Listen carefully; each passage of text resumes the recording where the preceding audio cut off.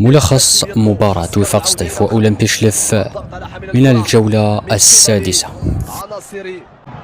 الأولمبي وصلت إلى سويبع داخل منطقة الجزاء. سويبع خطيرة، توزيع، فرصة كبيرة.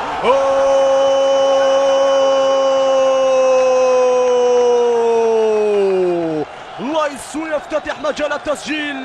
الأولمبي كرة لتوفيق عدادي بالخطأ، هذه من توفيق صعبة للوفاق. التعادل، نعم.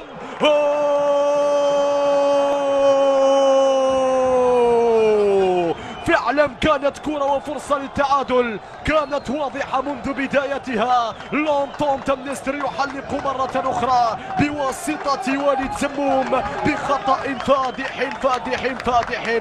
ماذا فعلت في اللقطة الماضية؟ ماذا فعلت يا عدادي في اللقطة الماضية لتلتهب حناجر جماهير لونتون؟ جماهير في وسط الملعب. بومسوس بالخطأ، هذه المرة صعبة لمصلحة عناصر الأولمبي. من توفيق عدادي، تمريرة بينية، فرصة كبيرة خطيرة.